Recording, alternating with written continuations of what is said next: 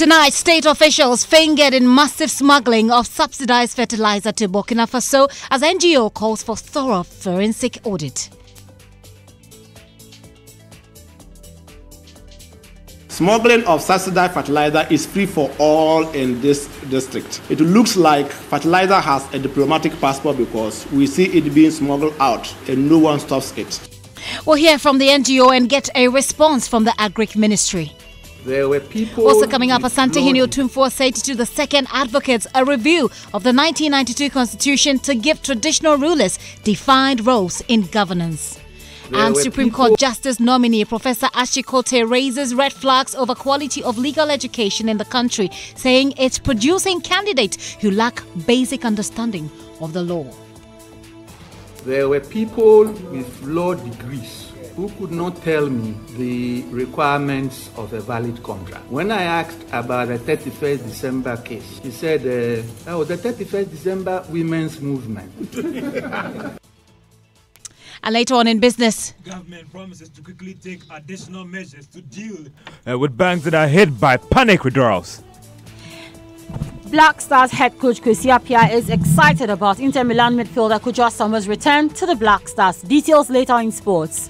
And board chairman of GN Bank, Pakwesi Indum, calls for strengthening of the Bank of Ghana to ensure proper regulatory work in the wake of banking crisis.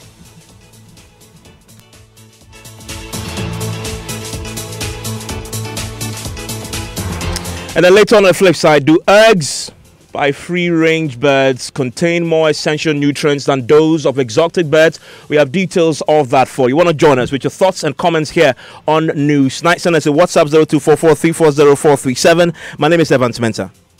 And later on flip side, actually, we'll be telling you about the NDC flag bearer aspirant Stephen Atubiga, who is taking a swipe at former President John Mahama.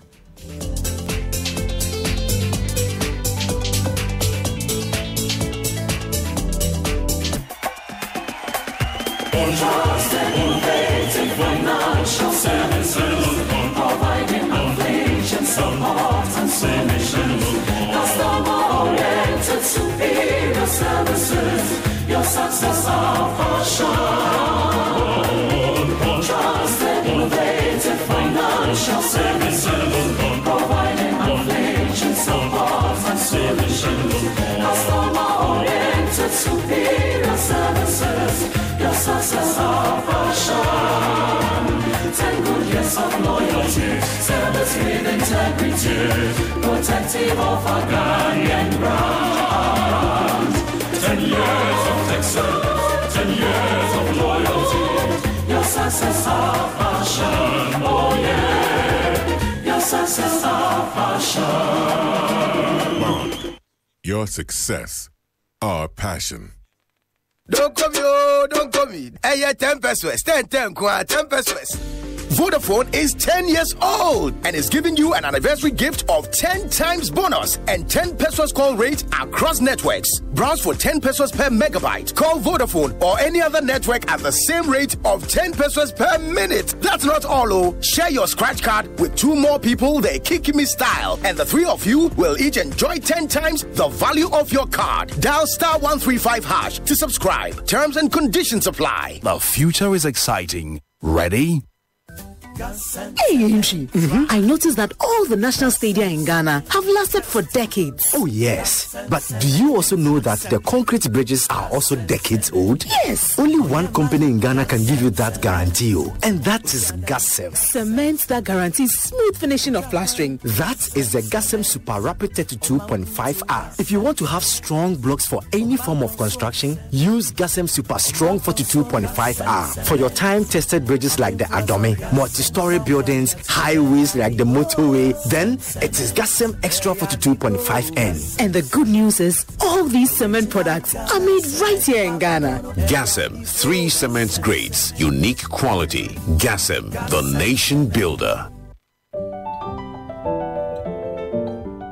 Nationwide Medical Insurance, the leader in private health insurance, has deployed superior technology to make your healthcare experience more convenient and exciting. With the Nationwide mobile app, you can order your prescription drugs and we will deliver to your doorsteps. With over 600 dependable healthcare service providers, you're just a step away locating your service provider of choice and accessing hospital claim information in real time. Our corporate clients are guaranteed timely corporate utilization reports. We provide on-site clinics to give employees access to healthcare in the comfort of their offices. Enjoy these amazing benefits and so much more by signing on to Nationwide Medical Insurance today. Call us on toll-free number 0800-222222 or visit our website www.nationwidemh.com. Nationwide Medical Insurance. Join the healthcare family.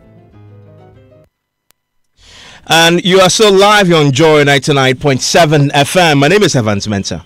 And my name is Gifty Ando Apia. And Gifty, of course, before we went for that commercial break, we're talking about the National Democratic Congress. Of course, today, something pretty significant happened as far as the party is concerned. It was rumored over the last few months that John Dramani Mahama, the former president, was going to contest. Many had anticipated that he would have thrown in his hat earlier, but he did not until today. And today, when he finally did, this is what he told the supporters. In coming to this firm decision, I have pondered deeply and soberly on the socio-economic and political landscape of our country today, vis-a-vis the clear path we had started to build aimed at positioning Ghana as a true middle-income country by modernizing our dilapidated social and economic infrastructure and gradually inculcating in the Ghanaian a sense of patriotism, self-belief, and commitment to a One Ghana agenda. I've taken into consideration the groundswell of support, the never-ending calls and encouragement from a large section of our party elders, members of our party, supporters, and Ghanaians from diverse backgrounds. I have prayed diligently about the task ahead, and I believe I owe a duty to God and my country to take our great party back into government. Well, that's John Dramani Mahama, of course, expressing his desire to take the NDC back into government. In the last hour, we've been speaking to one of 94 members of parliament who have today, of course, publicly told us, of course, that they are endorsing John Dramani Mahama in a very controversial list that generated a bit of heat when it was first mooted in Parliament. I still have with me Mr. Inusa Fuseni, who is the former roads minister under the John Dramani Mahama administration. And just before we went for the break, we were having a conversation about what has changed as far as John Dramani Mahama is concerned from 2016 to now. And I've just been also in the studio with me is Malik Dabu with the political desk. Malik, you've heard Mr. Fuseni's reasons for backing Mr. Mahama. He says Mr. Mahama has had time to reflect, and everybody else around him have also done same, and they have renewed vigor and enthusiasm, and they are learning from their lessons and ready to take this by storm. What do you say? Well, it's not surprising the arguments he's making, and the only point I can make is that usually it appears to me the politicians take for granted the people's ability to discern and to make their own analysis and to come to conclusions that they believe are in their interest or not. But I agree with large parts of the things that he said. I think that depending on who you ask, Mr. Mahama is or was the most admired politician for a very long time. Is or was? Which yes, one depending is it? on who you ask. Okay. When he was nominated as the running mate to the late Mills, he brought renewed vigor and enthusiasm into the NDC's campaign into the 2008 elections, and there's no doubt about that. Again, Honorable is right. Heading into the 2012 elections, it didn't look like the NDC was a strong force, given all of the things that had happened, complaints about the then president being slow and things not going well. And so everything pointed to the fact that the NDC was going to lose that election. And then, unfortunately, the president dies. Mr. Mahama comes in, brought his own unique capabilities, and the fact that this is by far one of the most likable politicians for a very, very long time at the time.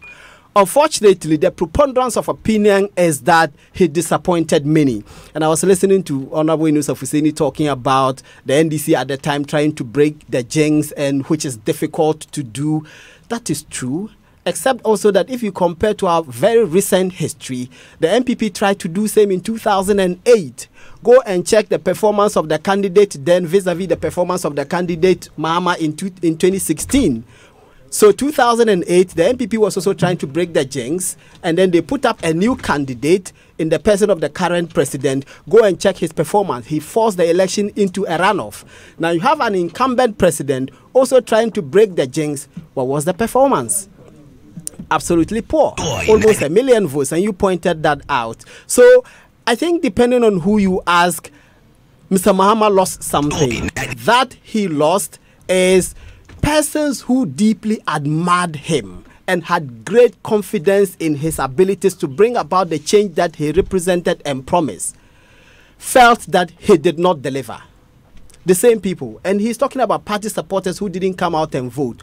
All the things that you speak eloquently about, all the transformation that you say he brought about, are you saying that your party people were incapable of discerning and appreciating all of this, for which reason they didn't come out to vote, which then delivered him the worst defeat in a very long time? But the question is, going into 2020, have you seen enough to suggest that he has learned these lessons and is ready to make the hard decisions to break away from whatever delivered that worst victory? I think that question you ask is based on an assumption that Mr. Mahama is not directly responsible for the turnout of the results, and that it was the people around him, and that if he were to shed off all of those people, it would give him a better standing.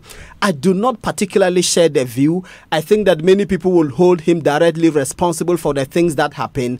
But I do agree with you that there are certain persons that you would say, and I'm not mentioning any names, that if those persons were to be removed from him, it could give him a certain semblance of an attempt to change the character that many people felt disappointed by and with, and therefore they decided either not to vote or to campaign against him or to simply sit on the fence and look on.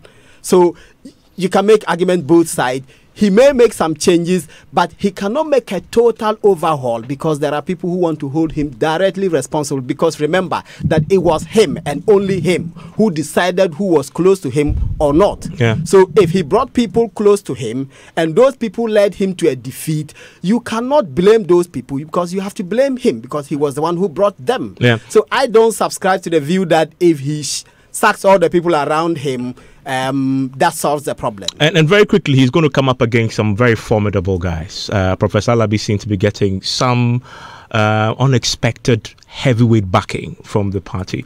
I've talked about Victor Beho backing him publicly. And there are others as well, Ekospio, Gabra, etc. How do you assess John Mahama and against this opposition? You know, I've done a script on this, and I argue that a large chunk of the people supporting Professor, and I know, including members of parliament, who support Professor Alabi's bid, come from the Volta region. This is to use the term loosely, the World Bank of the NDC. Why is the World Bank of the NDC backing some other candidate other than John Mahama? And I say just compare 2012 and 2016. President John Mahama did 85% in 2012. He did 80% in 2016. That's a 5 percentage point drop in the votes that he garnered from the World Bank of the party. Now, when you have stalwarts from the party, from this World Bank, backing another candidate other than President John Mahama, it is ample testimony to the disappointment of the World Bank of the party in the presidency of Mr. Mahama.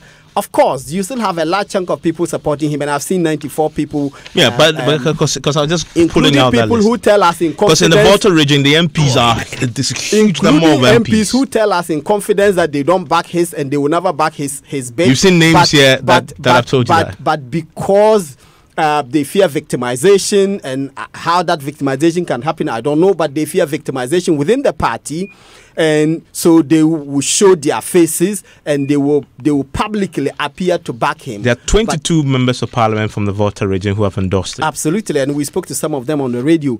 I mean, there's no argument that Mr. Mahama remains the most formidable candidate in the NDC today. There's no doubt about that, and that it would take a miracle for anyone else to beat him in the primary. In this primary. Hold your horses. Except, just my last point, and Honorable was talking about the fact that we have gradually built a tradition of 8 years. Is Honorable saying that his party can and will break that tradition? If they can't break that tradition, which means Mr. Mahama is staring another defeat in 2020 if he does become, and he will become, the flag bearer. If that happens, will they bring him back in 2024? Or what is the permutation of the party going into this election? Mr. Well, the NDC, under the leadership of John Dramani Mahama in the 2000 elections, will be on a mission to break the jinx. Indeed, we are so convinced that the abysmal performance of this government and the fact that they are unable and will be unable to meet the legitimate expectations of the people of Ghana. After all, they planted those ideas in the minds of the people. We should be able, under John Dramani Mahama, to get them off. And that we are so confident that we are reorganizing the party at the branch, constituency, regional, national levels, to create a formidable force to dislodge the MPP from power in 2020. Let me ask you, you've endorsed him. What does it mean in real terms? What do you do for him going into the primary? It means you have to campaign for him. Okay. In your constituency? All members of parliament are voters. They have constituency executives. Those constituency executives will be voting. So it is incumbent on those who have endorsed him to campaign for him in the various constituencies or in their constituencies to ensure that he emerges victorious. Their campaign should not only be limited to the constituencies they represent, but they should move to other orphan constituencies and profess the viability of the candidature of John Dramani Mahama in winning the 2020. We're told that you've also opened an account that you're going to contribute funds into. MPs for John Mahama is an establishment. It's an organization. I see. And so when you say people sign on because they fear victimization, that's what they say to us. That's what they say to us in confidence. There was no perceived or likely compulsion in getting members of parliament. Man, you members of parliament are members of parliament. Okay? And they should be able to take decisions for themselves. So people did this on their own On their own volition. On their own volition. So is that an account? There's an account. You've opened an account already? Yes. So you're contributing funds into it? Contributing funds to help the campaign of John Dramani Mahama. Okay? And today we turn out in our numbers to support him, deliver his letter of intent to the party. We intend to embark on regional tours to support his candidature. We are convinced beyond any reasonable doubt that John Dramani Mahama represents our best hope in disgorging MPP from power. That's Inusa Fuseni. He is a member of parliament for Tamale Central and has endorsed John Dramani Mahama, who today formally declared his intention to run to lead the NDC. I'm grateful, Honorable, that you joined us. Thank you. Malik, thank you very much for joining us. Still listening to NewsNite here on Joy 99.7 FM. And Evans, moving on with other news, a new study conducted by non-governmental organization Community Development Alliance has revealed that several state officials are involved in the smuggling of subsidized fertilizer to neighboring Burkina Faso. Executive Director of Civil Society Group Salifu Isifu Canton says the practice would not stop until government conducts a thorough forensic audit into the program. Correspondent Rafiq Salam reports. A local non-governmental organization, Community Development Alliance, CDA, with support from Advance, conducted baseline study in 2 districts in the Upper West region, namely Sasala West and Lamuse districts, to ascertain the truth or otherwise of the spurious allegation. Programs Officer of CDA, Suleiman Abipo, at a breakfast meeting in Wa, attended by media partners, laid bare the report of the baseline study, which revealed widespread smuggling of the commodity into neighboring Burkina Faso. Smuggling of subsidized fertilizer is free for all in this district. It looks like fertilizer has a diplomatic passport because we see it being smuggled out of the country and no one stops it. So they see it's moving like nobody's business. So that is somebody's quote of how they saw the smuggling. Executive Director of CDA, Salafu Isufu Canton, throwing more light on the baseline study, said the revelation is damning and called for a thorough audit of the program. Whilst we commend government for taking the bold initiative to implement this policy, we however think that there are serious lapses in the implementation, which is costing the government to lose the taxpayers' money. So we think for us to be able to find out where the leakages are, we will need an audit. And that audit should be comprehensive to the regional levels. What are the quantities that have come in? To the district level, what quantities came in and who did you distribute to? Those are the critical questions that we need to address. Until we do so, it will be like we are pouring water into a leaking basket. Because you put in less outcome, you put in less outcome, you put in a less outcome. And it is because the bucket is leaking. Mr. Canton also called for stringent measures to deal with the perpetrators of the act, including mounting surveillance on MOFA staff and some state officials who have been accused of being the masterminds behind the smuggling of the commodity. Fertilizer was like we're producing it in the Upper West region. And you hear the political commentators saying all kinds of things about it. But that was a failing. Because the moment there is a glut, some districts didn't even have warehouses to put them. They put them in classrooms. Some at DCE's garage. Some at some obscure places. So that allowed for people to just steal it. So why do you provide a service much more than what is required at a given time? And if we commission an audit, you will discover that some whole trucks of articulated load of fertilizer will just cross into Burkina Faso. And yet those numbers will be counted as though farmers in the region have used that to increase productivity. How on earth can we develop if we continue to do things this way? Well, that is a report by Rafiq Salam. Let's speak to the Executive Director of the Community Development Alliance, Salifu Isifu Canton. Sir, thank you very much for your time this evening. I've also been joined on the line by those who will be directly affected. Charles Nyaba, he represents the Peasant Farmers Association. Gentlemen, you're both welcome to the show. Let me start with you, Mr. Canton. Tell us a bit more on the findings of this study. Well, thank you, and let me use this opportunity to say good evening to the cherished listeners, the Ghanaian citizens who are glued to your station and getting information regarding happenings within our country. Well, let me state that as citizens of Ghana and civil society practitioners, we are very committed to supporting government policy implementation so that our people can get the right dividends and improve upon their livelihoods. So when government announces a policy on fertilizer subsidy, we thought it was a good initiative, but like many good policy initiatives in Ghana, we thought it was important at any given time to do an assessment of the policy and probably find out what exactly is happening on the ground so that we can inform the policy discourse and ultimately influence government to ensure that the policy is properly implemented. And when you say state officials are involved in the smuggling business, what level of people are we looking at here? Well, we are looking at people who we probably should expect to prevent the smuggling.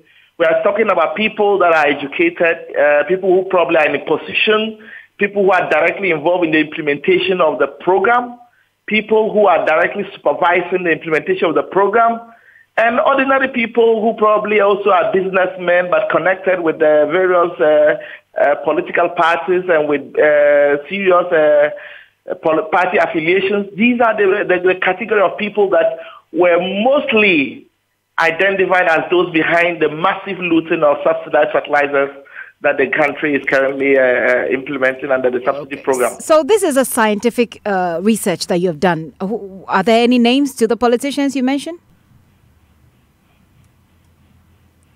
Hello, Mr. Canton. Hello? Are there any names? This is a scientific work, so I believe that there are some names. Scientific work. In fact, many farmers have mentioned some MUFA officers as some of the key architects behind the smuggling, and they contend that they do so through fertilizer input dealers, either by giving them multiple coupons so that they can take the inputs as though they are going to apply it in farms, but they are actually smuggling it for sale. They also have fingered some district chief executives in some instances who were direct supervisors of the subsidy program, but many of the farmers believe that these same chief executives are directly conniving with the input dealers and MUFA officers to smuggle out fertilizers that are supposed to be used for farms. Okay. So these are some of the key people that were fingered in the course of our study. But we also actually saw some correlation in terms of recoveries and the perceived high smuggling by these same officials who are supposed to be responsible. Right. For example, in the Upper West region, close to 5 million cities of people who are supposed to have benefited under the planting for food. We're all lost to these state officials. I said not to have paid back the stipend that they were supposed to pay back to government. Okay. But when we go to the field, the farmers said that, in fact, the government, the district assembly should publish the list because to the best of their knowledge, the communities that benefited, all of them have paid. That's a very good point to go to the Peasant Farmers Association so we get their quick reaction to this. Mr. Canton, thank you very much for your time. Salifu Isifu Canton there. He's with the director of the Community Development Alliance. Mr. Nyaba, let me come to you quickly. How do you react to this? Is this something you're familiar with? Mr. Nyaba, can you hear me? Hello, I can hear you. Very well. Is this trend something that you're familiar with, and how have you been dealing with it? Thank you very much, and let me say good evening to the listeners. I think for us, we are very impressed that this revelation is coming from a different institution, but not from our institutions. You know, if you remember in 2017, we listed a whole lot of issues, including smuggling. And this smuggling was being collaborated by officials who are supposed to be in charge of this subsidy.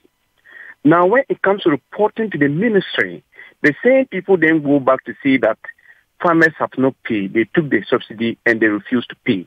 That is the trend. Now, what is happening? Now that we are getting other people coming up, because the impression was created as if we in peasant farmers, we like to always complain or we like to criticize government policies. But I said from the onset that normally the government have good intention, the president have good intention, but the president or the minister is not in every district and every community. But the mistake I think the ministry always made from the national level is that they are not ready to listen to concerns of farmers. If you raise this issue in the previous season, then you go to the district level and the MOFA officers intentionally put in stringent measures to make it difficult for farmers to access these fertilizers. Let's take this year, for instance.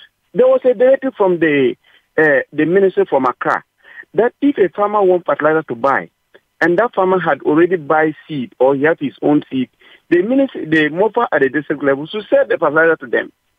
When farmers went to the district level to buy the fertilizer, the directors refused to sell the fertilizer to them.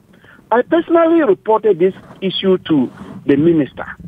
The deputy minister, they said they were going to did you get a response? Did you get a response? While this was going on, fertilizer was packed and farmers go there and they were turned away. So I take it you did not get any response from the ministry? When you made this report, you did not get any response from the ministry? Yeah, when we made the report, according to I spoke to the deputy minister of Agric in charge of crop, Segri Bambandi, who actually followed up and asked the director to do the right thing to ensure that they give farmers the fertilizer provided those farmers have already bought seed or not. Okay, Ms. Anyaba, we'll be getting some reaction from the Agric Ministry in our subsequent bulletins. At the moment, we've not been able to reach them, but we will be getting some responses to this particular story. Charles Naba there, he speaks for the Peasant Farmers Association. And Evans, it's about time that we did some business, but something really interesting, historical happened today, Evans.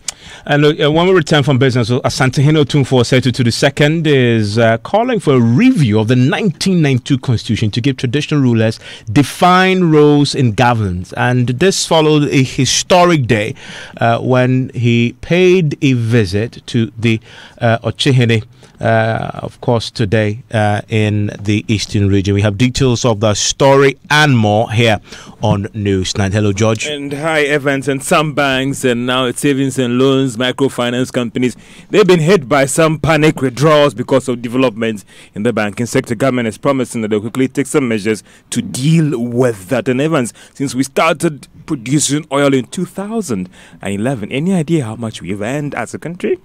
Trillion.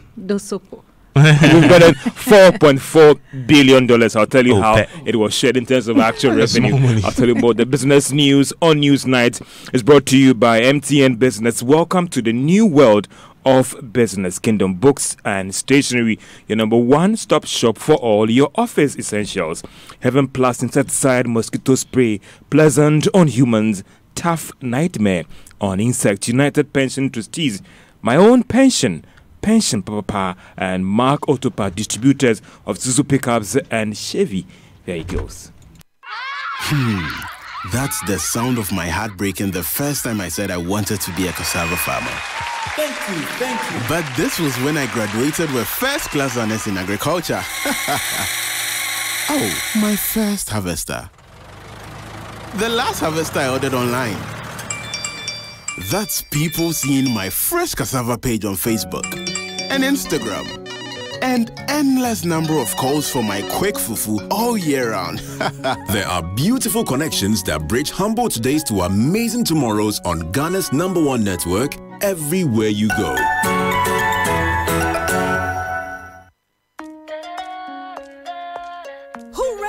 The Kingdom Books and Stationery Limited's Back to School promotion is here with us again. From the 1st of August to the 30th of September, Kingdom Books and Stationery Limited is giving a generous 10% discount on all school items like textbooks, pens, pencils, erasers, exercise books, and much more across all our branches in Accra, Tema, Kumasi, Takoradi, and Cape Coast. Parents, teachers, and students, please hurry while stocks last. For more information, call us on 0302 764 101 or 0302-764-209 or email info@kingdomgh.com. You can also visit our website www.kingdomgh.com. Kingdom Books, where quality and affordability are both assured. Terms and conditions apply.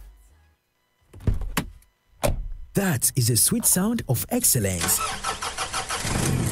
That is the sound from Mac. Yes, Mac Ghana is the #1 distributor of the world's best quality Isuzu and Chevrolet vehicles in Ghana. Isuzu trucks from 1.5 tons to heavy-duty vehicles. Isuzu buses from 15 to 33 seaters, double and single cabin pickup, available in automatic and manual transmissions. We also stock a wide range of Chevy cars from SUVs, sedans, and small cars, fully loaded with exquisite specifications. All our range of vehicles stand out due to its high fuel efficiency, safety, luxury, spacious interior, world-class delivery, and after-sales servicing. What's more, we offer flexible payment terms to meet your pocket. Mark Ghana is a sole distributor for Isuzu trucks and pickups, as well as all range of Chevrolet cars in Ghana. Call us on 0302-813-919 in Accra or 0242-039-550 in Kumasi. Visit our website, markghana.com. Mark Ghana, with you for the long run.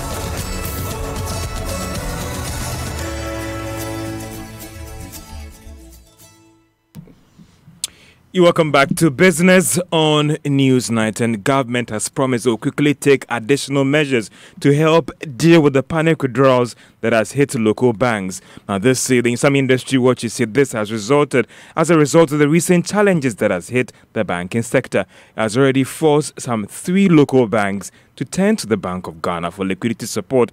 Deputy Minister of Finance Charles Dubois tells Joy Business these actions could complement what the Bank of Ghana is already doing. I think the panic withdrawals, really and truly, I think that it's just about talking to people and going out there and reassuring people that, this is nothing to panic about. As far as the institution that they are banking with is solid and sound, they'll be safe. You see, it's not a problem. I mean, this has happened in other countries before. It's just about communication and being transparent. You see what I'm saying? And so I think that, it will subside. And the more we talk, these programs like this are very good because it allows us a podium to reassure people about the soundness of the sector. Deputy Minister of Finance Charles Dubois. Meanwhile, Joy Business is learning that some 4 banks are currently in discussion to merge. On that possible announcement could be made by the central bank that is early next month of these banks in question. Now, the stage is set for some legal battle between the Bank of Ghana and Unibank over the revocation of its license. Now, this was after the central bank confirmed that it has received the writ filed by the indigenous bank. So we caught up with lawyer Samson Anyini to actually explain to us what the processes are. What has been done is a suit commenced by a writ. When a suit is commenced by a writ, the rules of court require that once it is served on the defendant, and in this case, the Bank of Ghana, they have 8 days within which they will do what we call the appearance. After they have entered the appearance, they will have within 14 days to file their defense. Now, I am putting it in this way, noting that all things are equal. Again, Samson, you say all other things being equal, and this case could travel quite a long haul if we hold all these things constant. Well, the wheels of justice, like you say, grind slowly. But I suspect that depending on the exigency of a particular matter, the court may take a certain view. And then certain times trials can be, fast-tracked. And then we can have a resolution in good time enough. Lawyer Samson Ladi. Now, some entrepreneurs are worried that the high level of support it got for financial institutions that were affected, that is the 7 banks, will actually affect the operations. Now, most of these banks that have been liquidated by the Bank of Ghana were heavy on SME financing, with some of them offering very competitive interest rate. The development had got some of these startup thinking, finding the way out in terms of growing their business. This is because most of these big banks are not heavy on startups. Eko Mensah is the chief executive of startup firm African Network for Entrepreneurship. Because if a bank, even though it's an investor bank, is serving SMEs, then at least its recapitalization should not be the same as a bank that is focused on commercial and high-ticket transactions. But unfortunately, they didn't listen to us. Because most of these universal banks, especially the ones that are going to survive, are not... It's expensive to deal with SMEs. It takes a lot of time. It takes a lot of effort. And even with my program with Premium Bank, I was a help station. The bank was intentional about helping the businesses to build the capacity and in structuring their business in such a way that when money goes in, it comes out and it makes enough interest for them to pay whatever loans and facilities they've been giving. So it's unfortunate that 7 banks that were heavy on SMEs have gone down. And you would see its ripple effect in other businesses, even closely or indirectly associated with them. What are your fears? That there will be no access to capital. I mean, even because with the banks, if you show traction and there is a track record of what you've done with your business in terms of sales, you'll be able to attract some financing, even though, and the bank were actually the most safe places to get financing from because their interest rates were competitively quite low. Chief Executive of startup firm African Network for Entrepreneurship. Now, EcoBank is optimistic of this new agency banking Express Point would extend services to the unbanked in the country. The service allows customers to access banking in selected shelf filling stations across the country. Speaking at the launch, Director of EcoBank Ghana, Morgan Fianku-Asiedu, explained that the move is expected to decrease or help improve the number of persons in the country with bank accounts. EcoBank has a key objective of attracting 100 million customers on the mobile app by 2020. This alone, when achieved, has the potential of empowering the large unbanked and underserved people of Africa, providing great gains with respect to financial freedom and financial literacy, and deepening financial inclusion and reducing the cost to serve. All of us will join hands together to deepen the financial inclusion agenda across Ghana and Africa. On our part, We shall continue to do this in pursuit of the EcoBank vision. Director of EcoBank Ghana, Morgan Fiankwasiedu. Now, the country secured $4.4 billion in revenue since it started producing oil in commercial quantities, that is in April 2011. Now, this was contained in the Petroleum Holding and Funds report released by the Bank of Ghana. The amount represents the actual revenue that the country got, taken away the cost as well as taxes. Now, $1.3 billion has gone to GMPC, $1.7 billion has gone to the various projects under the budget. The Ghana Stabilization Fund has about $927 million, whilst the Ghana Heritage Fund has got $388 million. And the related development country director for International Civil Society Group, that is The Oil and Gas here, Michael Bowman, has been praising Ghana for all these measures put in place for the sector. He spoke to Joy Business on the sidelines of the roundtable discussion on oil and gas in Accra. Ghana's managed to maintain a certain amount of knowledge within the country through both its local content laws and local content policies, but also I think Ghana was quite lucky that the energy industry suffered its downturn just when Ghana was starting out on that path of oil and gas production. It wasn't hit as hard as other countries in Africa was, and therefore when you look at what Ghana has managed to maintain, as well as the outside factors of Ghana's recent joining of the oil and gas industry, I think it's set for a very positive future. Michael Bowman is the country director of the Oil and Gas Year, an international society group in the extractive sector. Let's turn our attention to the stock market, and the shares of Famok was down by 10 pesos to close at 13 Ghana cedis, 60 pesos. And that's all for business on Newsnight. Certainly. Thank you so much, George Rafi. Why do you have that smile on your face? By the way, Evans, let me tell you about some messages we're receiving on the WhatsApp platform. This is from Walanyo in Akwetia. He says, I'll advise those calling former President JM not to contest to stop. They should just allow him to go ahead. Come 2020, he will hear Bobole Bobo in his ears after his second defeat. Congratulations to Asantehene and Ochehene for this great, what he say, historic? Okay, regards to... Okay, Evans, the former president is undoubtedly the most marketable candidate currently in the NDC. I pray that the groundswell support of which he talks about turn into massive vote for him. Hashtag Newsnight. And finally, Evans, this one is coming from Shiftman in Atonsu, Kumasi. He says, may God bless Otunfo for visiting Akim. We have a beautiful tradition, and this would help build a strong relationship between the two chiefs. And that's a story we turn to next. The Asante Otunfo Setu II is calling for a review of the 1992 Constitution to give traditional rulers defined roles and governance. He's optimistic such move will help chiefs shape up decision making and encourage inclusiveness. The Asante King spoke as guest of the 75th remembrance of the late Ochehene Sir Oforiatta I. Sansa sabi bonika sem democracy. Edie ben na fa mane ne ahine obetim dia behye mom na yeye. Wo hwe ne die no na hwese ahine obi yo zom ye kika bom na se tie ne ya zom ye nyina ye hu se ya mane ne amamre ena me ye hu se ye nipa ye Ghana fo zom e won se hwem wona de bibia won ni nyina na ye ka bom ama na yeye zom eti trebi se mase my shop Aaron.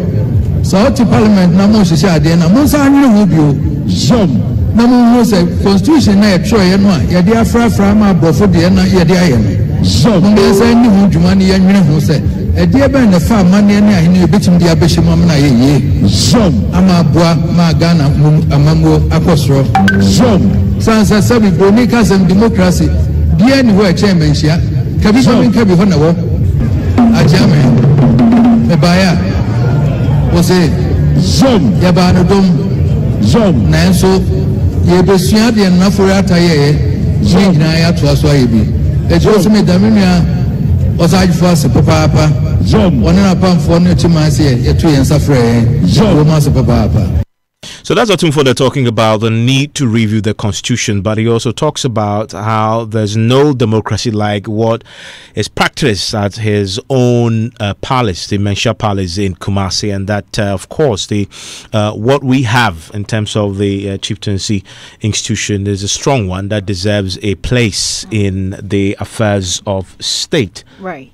Well, so Evans, what was clear today obviously was the tradition and culture that were on display right in the presence of President Akufo-Addo, former President Rawlings, government officials, and thousands of people who converged at the Ochiman Palace. Now, the meeting of the two traditional leaders who both ascended their stools in 1999 dispels long-held rumors traced to competition over superiority. Well, Asante Henny accepted to participate in the program following a similar visit to the Mensha Palace by the Ochehene Amoetia for Repenning. Addressing the gathering, the Ochehene underscored the importance of education and encouraged the president to ensure sustainability of the free senior high school program despite challenges being faced. Now, he dismissed allegations of a rift between himself and the Asantes, and that's where most people have placed the significance of this visit on. Let's speak to Elton Brobe, presidential correspondent, who was there for us today.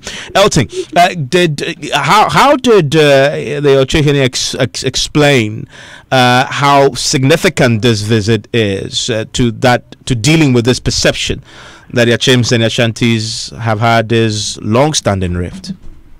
Well, Evans, according to him, the meeting today and the fact that the two came together to celebrate the death of Seo Koreata to demonstrate to everybody that the perceived rivalry only exists in the minds of those who created it, and that Ashantis and Achems have long been, from the same brotherhood. And going forward, what happened today, the demonstration today, should tell the world that Ashantis and Achems are back together, fighting for a common goal, and they're working for the prosperity of their people. Evans. Elton, so try and give us a sense and a picture of the color that agreed to the occasion today, because I was watching on television. I marveled, for example, when I saw the finance minister completely bare-chested, very close, very close to the Ochehene. What else did you see? I mean, the color, the pomp and pageantry, the tradition, the richness of it all. I think, Evans, you're right. Everything was in display, and those who have high stature in society in terms of Africa, culture. When it comes to tradition, they had to submit. And indeed, apart from the finance minister and those who saw on TV, I can also tell you for a fact that somebody like the education minister, Dr. Matthew Opoku Prempeh, also came to perform his traditional role. For Matthew Opoku Prempeh, his house represent the Apegefie. And when I talk about Apegefie, Apega means the carriers. Their traditional role, they carry the palanquin that carries the Otumfuo. And he was there today following the Otumfuo, ensuring that his traditional role was observed. And that's exactly what Dr. Matthew Opoku Prempeh did.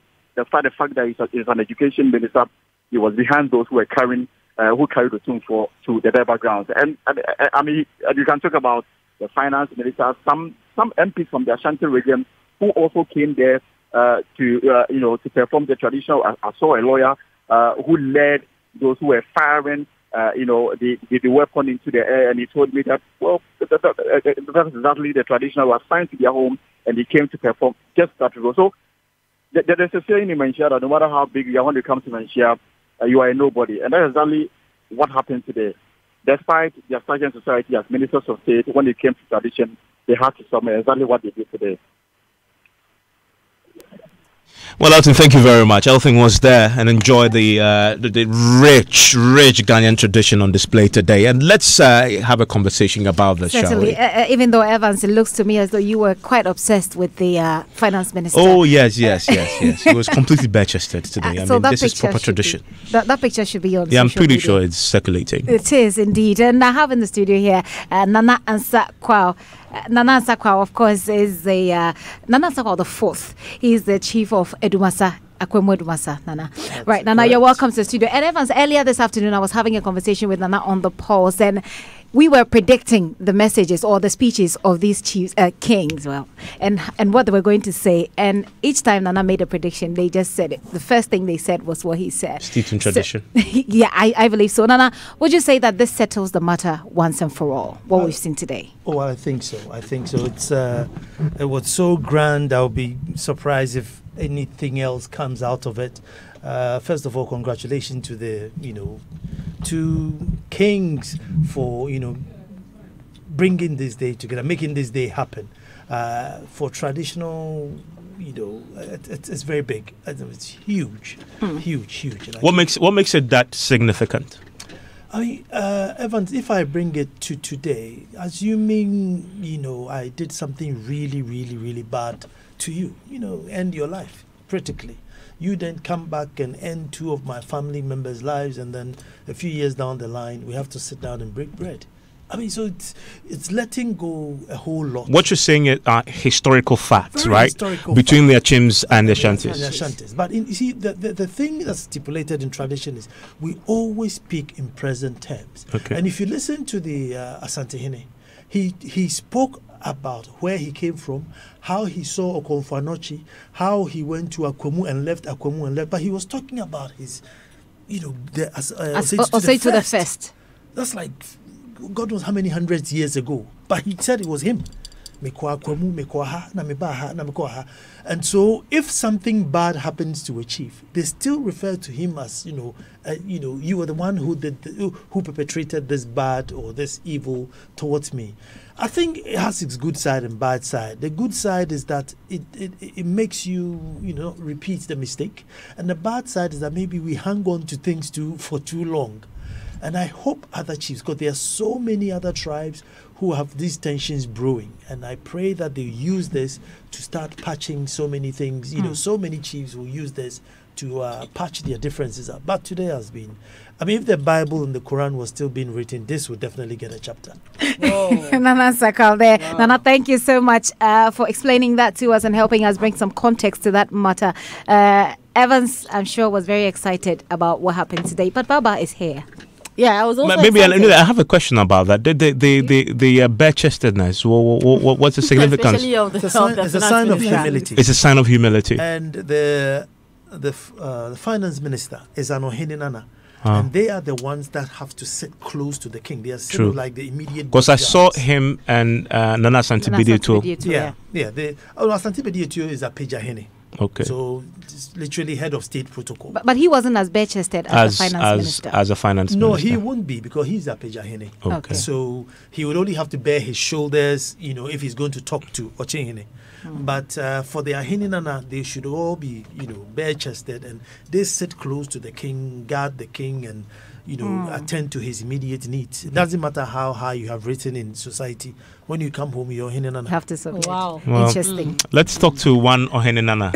I actually am. Yeah, we don't want to trace the roots. So no, I'm not even interested. I will share with someone else, not the two of you. Certainly not. What's in sports, Babs? All right, so Black Stars head coach Kwesi Appiah has expressed his delight with the return of midfielder Kojo Asamoah to the team ahead of the Nations Cup qualifier against Kenya next month. Kojo Asamoah is returning to the national team after a 4-year absence following his recurring injuries. Coach Kwesi Appiah insists the 29-year-old has a lot left to offer the national team following his recent outings for Inter Milan. No, it's good that he's back in the team. Kojo is a good player. He's always, whenever he's invited, he comes and he gives out his best. I think, I don't know, I wasn't here during Abraham Graham's time, whether he invited him. Since I came, when I invited him, he said, he pleaded with me. That time he was injured, and someone has taken his position at Juventus. So he pleaded with me that, coach, please just give me small time because now I'm out of position and I'm trying to fight to get a position. And he told me at the end of the season he will leave Juventus. So when he leaves, automatically he will come. And he left, and automatically now he's back in the team. So as I said, I don't know whether Abraham Grant invited him before. Yes, so this is the very first time that the Black Stars head coach has spoken about the return of Kojo Asamoah to the national team. And Evans, Coach Kwesi Appiah also, he's he's smiling all the way to the bank because he's quite rich and because he signed a memorandum of understanding with Ashford Ghana Limited to sponsor the Kwesi Appiah Foundation. And the Kwesi Appiah Foundation actually supports retired footballers and athletes. So the deal is for a year and is worth 80,000 Ghana cedis. And in addition to that, Ash Foam added 50,000 Ghana cedis cash and products also worth 50,000 cedis. So if I were you, I'd be looking for Kwesi Appiah right now. To be my friend. Thank you, Babs. All right, Evans. Supreme Court Justice nominee Professor Ashikote is flagging what he describes a poor quality of legal education, saying it is producing candidates who lack basic understanding of the law. Appearing before Parliament's Appointment Committee for vetting, Professor Ashikote said it's about time urgent reforms are instituted to stem the decline in quality. At the last interview that we did, admission to master's programs in the Faculty of Law. Now, I was on a panel which included, among others, so you can vouch for it. There were people with law degrees who could not tell me the requirements of a valid contract, who could not tell me what a lease is, who could not discuss a single case in constitutional law. When I asked about the 31st December case, he said, the 31st December women's movement. I'm serious. My Lord, are you referring to an interview for admission to the law school? An interview for master's programs. Oh, wow. And this included people, therefore, with LLB degrees. They can't tell you the requirements of a valid Samanchu, or can they give you? Mrs. Dawona Hammond asked one of them, one or two cases in contrast. You tell me, she asked the person, any case that you are familiar with in the law of contract, and let's discuss it. Nothing. The problem is not just what is happening after LLB and intake into. It's a very serious matter, and we should confront it properly. And solution, if it means going back, all of us, including Legon, discredit all of us, let's apply again, let's go through the thing properly and see. Do they have lecturers? Do they have library or resource facilities? Do they have classrooms? Do they have moot rooms? Do they have this and that? That is Professor Ashikote, the Supreme Court Justice nominee. Another nominee, Justice Marfo Sao, expressed concern about the rising cases of corruption. He's actually calling for prayers, Evans, to help deal with the problem. Well, the flip side. Let's do some flip side now, and it's an interesting one, isn't it? We've been talking a lot today about John Dramani Mahama, entering the race. But guess what? That's an interesting jab that he's received from some other contender. Who is this person? Now he is one of the people who's actually declared his intention to contest the flag bearership race of the NDC. He's the man who became popular in the 2012 election petition. He's saying that he is the man to lead the NDC to victory in 2020. That person is Stephen Atubiga. He has some advice for former President Mahama. If Ibrahim wants, can lead John Dramani Mahama to come.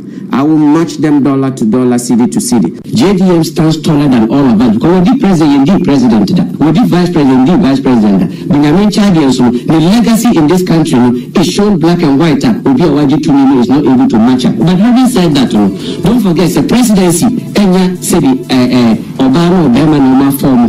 Forgive me, Adiachia was in my second round. It's an election. So the point he's making there in English is that the running for the presidency is not a matter of sex for you to have a second round. Right. That's his thinking.